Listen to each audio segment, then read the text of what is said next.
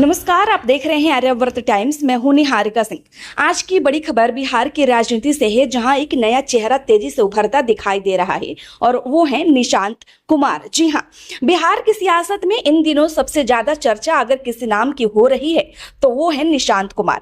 पटना में आयोजित एक कार्यक्रम के दौरान ऐसा माहौल देखने को मिला जिसने राजनीतिक गलियारों में हलचल मचा दी। मुख्यमंत्री नीतीश कुमार जब बिहार विधान परिषद के अतिथि निवास के उद्घाटन के लिए पहुंचे, तभी अचानक कार्यक्रम स्थल पर निशांत जिंदाबाद के नारे गूंजने लगे। यह सिर्फ एक नारा नहीं था, बल्कि इसे बिहार की राजनीति में बड़े बदलाव के संकेत के रूप में भी देखा जा रहा है। मंच पर मौजूद थे मुख्यमंत्री नीतीश कुमार, लेकिन भीड़ का ध्यान था उनके बेटे निशांत कुमार पर।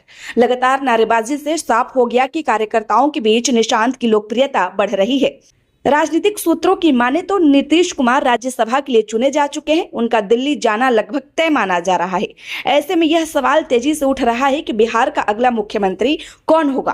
कार्यकर्ता लगातार निशांत मॉडल की बात कर रहे हैं, तो कोई सम्राट मॉडल की बात कर रहा है, लेकिन देखना ये होगा कि सत्ता पक्ष से कौन मुख्यमंत्री बनाया जाता है। हाल ही में निशांत कुमार ने आधिकारिक रूप से जनता दल यूनाइटेड यानी जेडीयू ज्वाइन किया है। यह उनकी राजनीति में पहली सक्रिय एंट्री है। अब तक निशांत राजनीति से दूरी बनाए रखते थे, लाइमलाइट से दूर रहते थे, सार्वजनिक मंचों पर कम ही दिखाई देते थे, ना के बराबर। लेकिन जेडीयू में शामिल होने के बाद उनकी सक्रियता बढ़ी है। पार्टी कार्यकर्ताओं के बीच उनकी पकड़ मजबूत होती दिख रही है।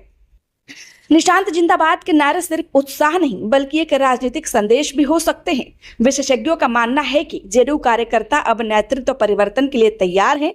पार्टी के भीतर नई पीढ़ी को आगे लाने की मांग बढ़ रही है।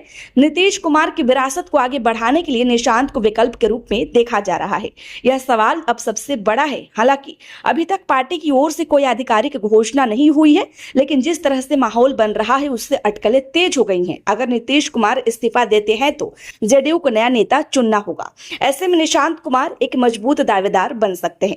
विपक्ष पहले से ही परिवारवाद को मुद्दा बनाता रहा है। ऐसे में अगर निशांत को मुख्यमंत्री बनाया जाता है तो विपक्ष इससे बड़ा राजनीतिक मुद्दा बना सकता है।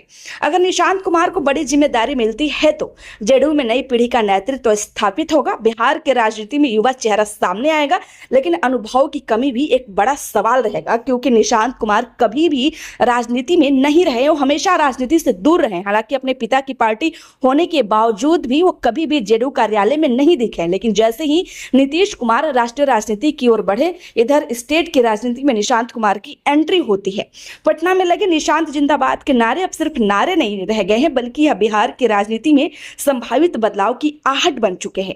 अब सबकी नजर इस बात पर टिकी है कि क्या नीतीश कुमार मुख्यमंत्री पद छोड़ेंगे और क्या निशांत कुमार बिहार की सत्ता संभालेंगे। लेकिन अभी कुछ कहना ये नामुमकिन होगा, क्योंकि बिहार में कई नामों पर चर्चा हो रही है। मुख्यमंत्री को लेकर जनता अटकलें लगा रही है कि क्या अगला मुख्यमंत्री सम्राट चौधरी होंगे। सम्राट चौधरी को लेकर के संभावित रूप से ज्यादा अटकलें लगाई जा रही है, संभावना है। लेकिन एनडीए किसको बनाती है भी कहना नामुमकिन है, क्योंकि हमेशा एनडीए उसी को मुख्यमंत्री बनाती है जिसके नामों की चर्चा कम होती है या फिर नहीं होती है।